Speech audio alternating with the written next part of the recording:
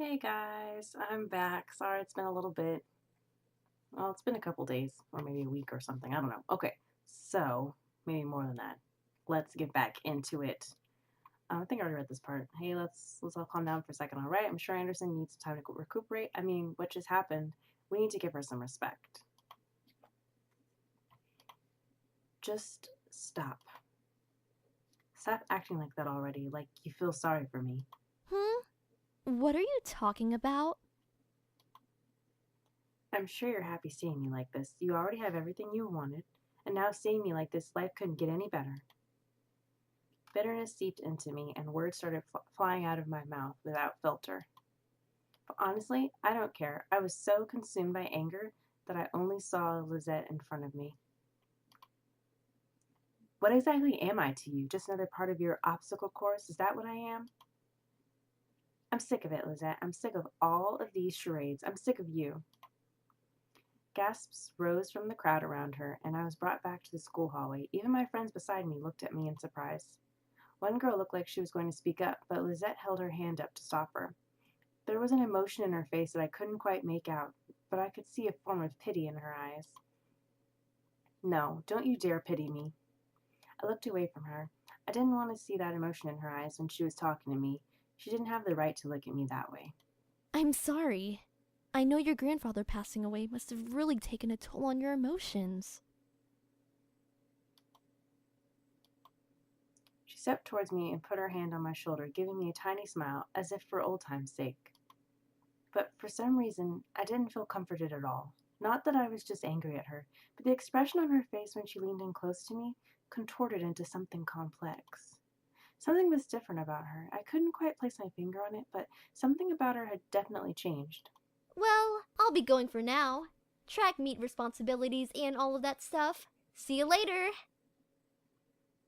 Okay, it's really loud in my ears, you guys, so I just need to just turn it, if I could just turn it down some, that would be really great.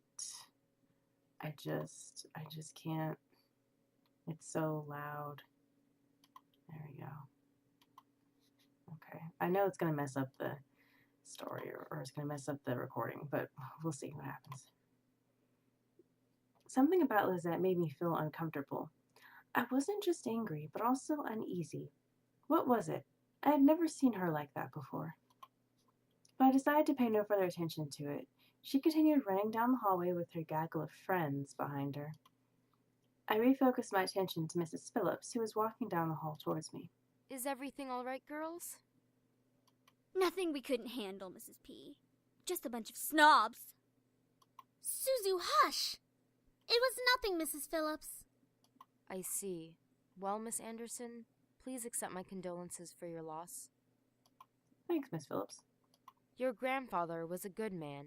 He really upheld the philanthropy of his company's policies, and the money that went towards charity, too. I know. He was amazing. I really looked up to him, and I want to be as good as he was. Well, I know that you'll be as great as your grandfather. Thanks. Hell yeah, she will. She'll be 10 times better than her grandfather. No. Would I? Would I really be better than my grandfather? Everyone seemed to have high expectations for me. I wanted to do my best and make my family proud, but to be better than my grandfather? That's a little much, right? I wasn't sure about that. From outside the school window, I saw a familiar blue car pull up to the curb. Undoubtedly, it was my father in the driver's seat. Oh, my ride's here. Well, I guess I'll see you both tomorrow. Want us to come with you? Oh, no. It's okay. I'll be fine. See you. Hey, Dad. Hey, honey. As I got into the car, I noticed my father looked troubled, clutching at his steering wheel and staring straight ahead, as if something was really bothering him. About what happened yesterday. I'm sorry for yelling at you. Does your cheek still hurt? No, it's nothing to worry about. I mean it. I shouldn't have laid a finger on you. You know that you're my most precious daughter. You're all that I have. Yet, he couldn't bring himself to say what he could never say to me for such a long time. I always wanted to hear those words to affirm how he really felt, but I guess even now he couldn't say it to me. I turned my head away to look out the window. There was no point in waiting for something that was never going to come. I feel you, baby girl. I feel you. And like that, he started to drive, and the conversation between us ended. I decided to focus my attention on the passing scenery. We were taking the usual route to grandfather's house. It was located within the vicinity of the school district, but it was still pretty far from the school and from where our house was. How is she supposed to get home or supposed to get to school when she goes, like, when she gets out of high school or whatever? Okay, whatever. He had always lived alone. He insisted on doing things by himself, even at his age, living in such a large house. I wondered, did he pass away with no one at his side as well? It sounded so lonely and sad. It was strange that he decided on living all alone in his large estate. If anything, he could have lived with us. Though he and my father probably would have given each other the silent treatment the entire time. Maybe living alone was preferable to that. Or preferable, whatever. I actually hadn't visited him for quite a while. Visits to his house were most frequent when I was a child, and I had grown up long since then. The last time I visited, though, I thought he looked just as he usually was, happy and healthy. But things change. In the back of my mind, I knew that he would have to leave one day. It wasn't like humans could live forever. So why did my heart still feel so heavy?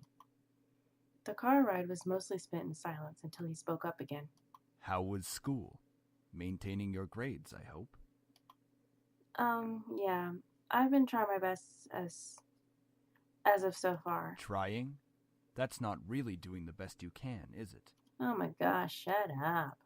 I'm doing really well in my classes. Can you give me a break, Dad? Just hurry up, take me to the house so I can get away from you. You get on my nerves already.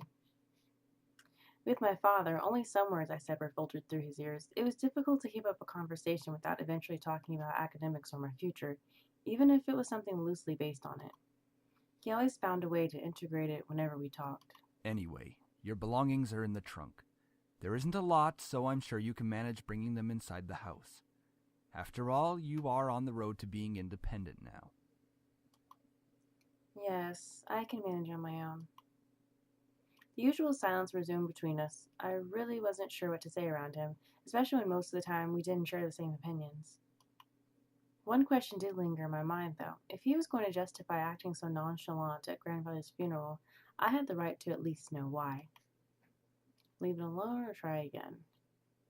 Truthfully, I don't feel like talking to him. He's kind of like really annoying. So I'm gonna leave it alone. Maybe later on in the story it'll come out. There was no use talking to him about this. It would be like reopening a wound or reapplying a bruise. I sighed. He gave me a side glance out of curiosity, but didn't pursue it further. Typical. Yeah, that's what I figured. I leaned against the car door and stared out the window. I really couldn't think. What would this place be like? I had been to my grandfather's house before, but it was one thing visiting and it was another thing actually living there. How would I manage living on my own without any training to really care for a house? I knew that naturally the bills would be paid by my parents, who inherited grandfather's stocks to the corporation, but I had never lived independently before. Thinking about it made me feel like some kind of bird being pushed out of the nest. Though I was technically an adult, I felt unprepared and a bit daunted at the prospect of actually moving into a new place. Most people my age would be ecstatic moving out. After all, it would symbolize some kind of change in their lives, like being on the road to independence. But I felt like it was nothing of the sort. I really hoped I wouldn't let my parents down. I wouldn't want to let grandfather down. What would he be saying right now? I gazed up at the passing clouds in the sky. If you're out there, grandfather, how would you be doing? Would there be anything you'd want to tell me at this moment? And of course, no answer. What was I doing, searching for an answer in a heaven that would or would not exist? I ducked my head to stare at the blur of trees and cars from the car window.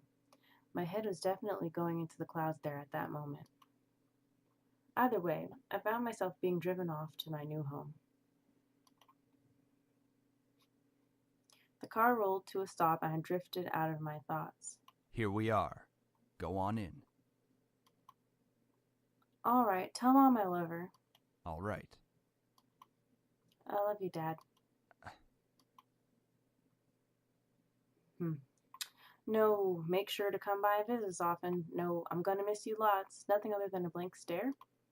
I paused a bit before reaching for the car door handle, waiting for any form of a goodbye, but he didn't speak again. I sighed and exited the car, hearing my dad pop open the trunk. I saw the 2 large bags I packed last night that were large enough to carry only the things I needed. I took them out, placed one bag on each shoulder, and closed the trunk. He then drove off, leaving me alone in front of the mansion. Wow, he didn't even wait for her to go inside? Like, what if she couldn't get into the mansion? What a douche. I watched the blue car fade into the distance of the road before turning to see my new home. There it is. It's huge. My grandfather gave me this? It's hard to believe. The house was framed by a set of tall gates, and I hesitantly pushed them aside to take in the entire estate. The house still looked like it was when I last visited him. At a glance, it seemed kind of intimidating with its size, though if I came closer, it was clear that there was more to it than that. The brick walls were framed by shrubbery and lovely flowers, giving it a homey and welcoming look, but in contrast, the tall doors into the house gave me a feeling of grandeur. Who knew what was waiting for me, but I wouldn't back down at this moment. I took out the key to the front doors and unlocked them. Well, might as well make myself at home. I'll be staying here for quite a while anyways. That's when I saw them. Uh-oh, who's them? Lying on the floor was a group of men. Oh my gosh, it's starting to get great now. Okay, well, let me see what's going on here. They were all unconscious, but there was no explanation as to why they were there in the first place. I dropped my bags as I let the door close on its own behind me. Huh? Who the heck are these guys? Why are they here? What's going on? Some of them had open wounds. The blood was staining the floor and the scent was intermingling with the air. I couldn't help but feel bad for them instinctively, but nevertheless I was shocked and a bit angry at the sudden intrusion. My mind suddenly went from caring and concern to confused and demanding answers. Who are you guys? No response. I'll call the police. Still nothing. None of them seemed to be awake to answer or respond to me. It seemed surreal to have random strangers in the house I just moved into, but I wanted answers quickly. That was until... Yee! Get away from me! Woman, you're going to let me kiss you. What? Who says that? Like, when does that ever happen? I couldn't believe it myself, but within a mere blink of an eye, one of the men went from lying on the floor to being right in front of my face. What was even more odd was the fact that I felt serene and calm about it.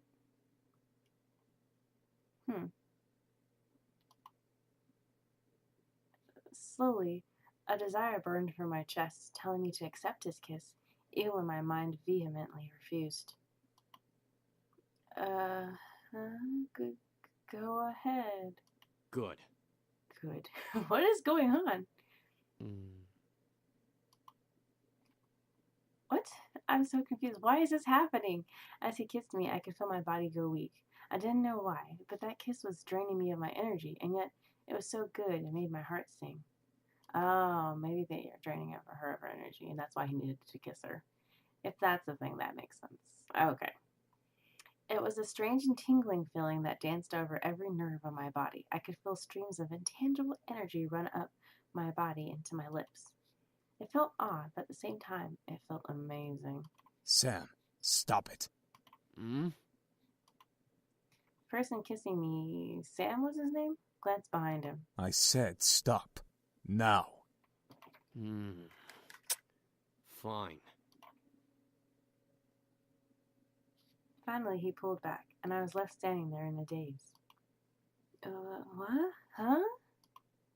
I couldn't tell what was going on. My mind was completely enwrapped by the kiss in my thoughts. The kiss in my thoughts that melted into the depths of my forgotten memories. Please forgive my brother. He's a bit reckless. At least I feel a hell of a lot better than you right now. Because you used your abilities on her.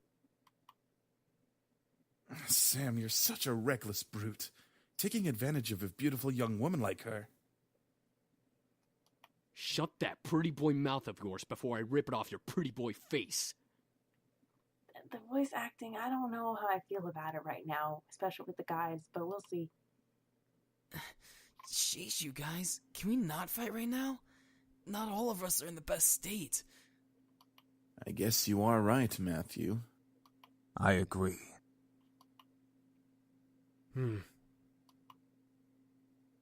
However, as the men got up and started to chat freely, my thoughts began to reassemble, and I remembered my confusion and anger once again, only now multiplied tenfold. What? Huh? Did you say something beautiful? And I exploded. What is going on? Why the hell are you here in my house? Why are you all wounded? Why did you kiss me? Who are you guys? I couldn't help exploding, but after being taken advantage of and being left in a mush state, my words escaped without filter. I definitely scared the men around me, even the man who kissed me. Wait a second, the guy who kissed me. Ouch! What's your problem? What's your problem? You can't just go around forcing people to kiss you like that. Are you some kind of pervert? Pervert! It was only a kiss! It meant nothing to you, but it means a lot to me. What? Was it your first kiss? Ow! Hey! What was that for? I know first kisses aren't exactly amazing and full of sparkles and something out of a fairy tale, but I had at least expected it to be more than just something forced. So it was your first kiss. Stop making such a big deal out of it. Are you asking to get punched again? Well, what do you want me to do? It's not like I can somehow take it back. Well, don't go around doing that, crazy head. Ask for an apology. You should at least apologize. That would suffice. As if to himself, he muttered something under his breath. Why do I always look like the bad guy? Apologies aren't my forte, but I'll try my best. Okay. Okay, fine. I'm sorry. Sorry about what? I'm sorry for kissing you like that. I went too far. Good.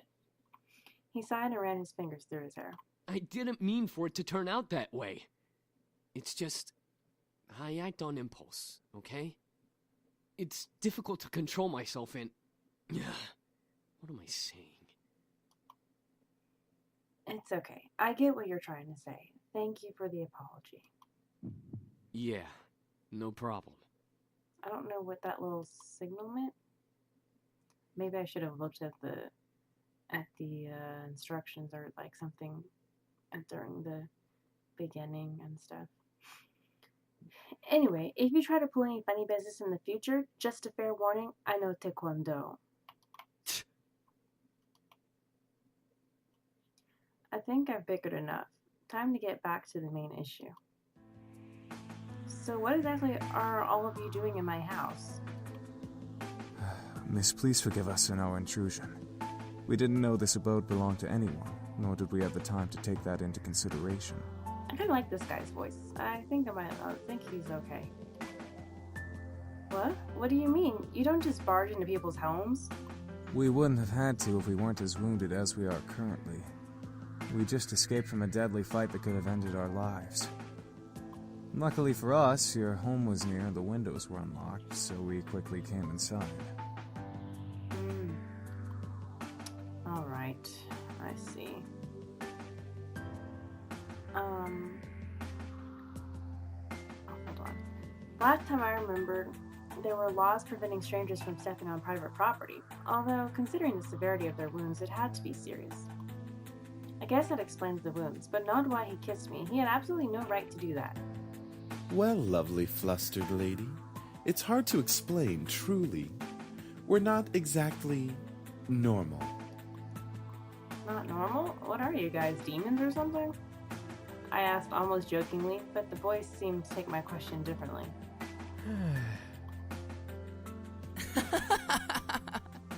Well, yeah, actually, something like that.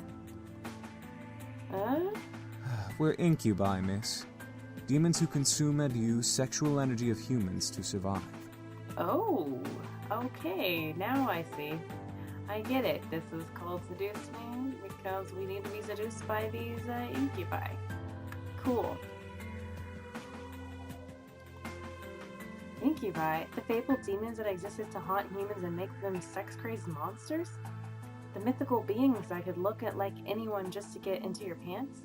The imaginary monsters you only saw in movies or on TV? Hello? Did you hear him? We're telling the truth.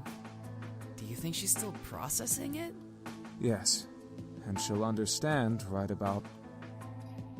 Right. It was funny while it lasted, but it's time to cut the joke short. Incubuses don't exist. There was no way they existed. That would be practically impossible. Ahem. Incubi is the correct plural form. And yes, we do exist. Prove it. As soon as the words left my mouth, I instantly regretted them. Very well. Eric, go ahead. Very well. My sweet, you're so tempting with such non-belief. Let me ease your mind with a tender kiss. I promise you'll enjoy every minute of it, and maybe you'll even want more. What? Once again, I was lost in a pool of calm and serenity. Staring into Eric's eyes, I felt waves of heat course through my chest and onto my face, painting my cheeks red in their wake. I couldn't help but nod and agree to his offer. Yeah, okay. With another kiss, my heart began to flutter once again in my chest. My mind was sent spinning in a heated, passion-filled pleasure.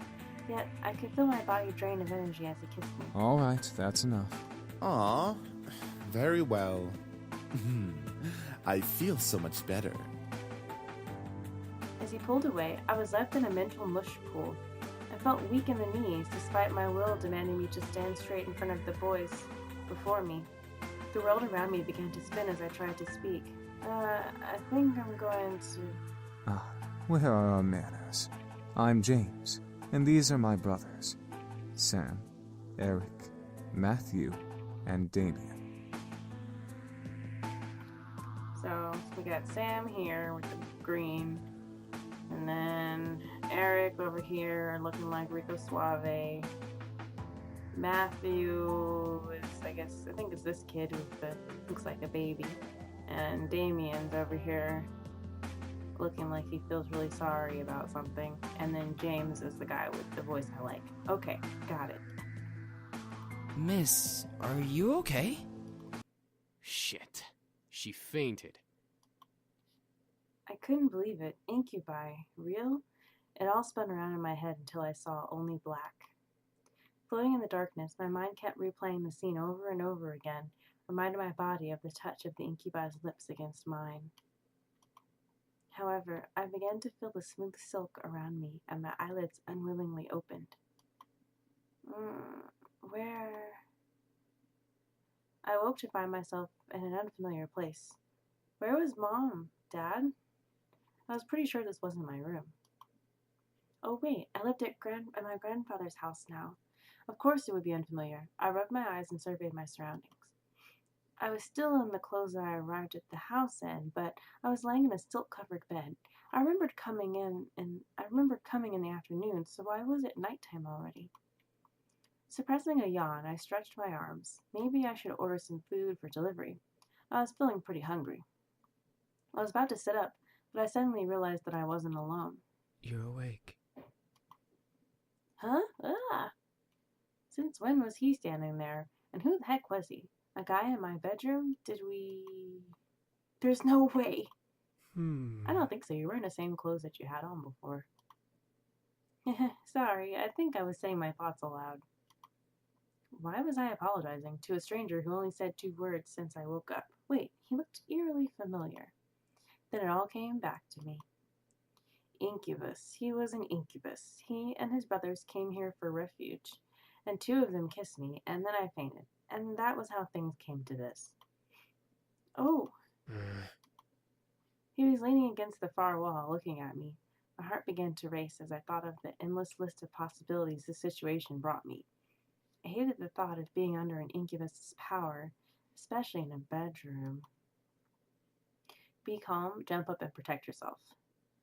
Let's be calm. He looks like a pretty calm guy. I don't need to act all crazy.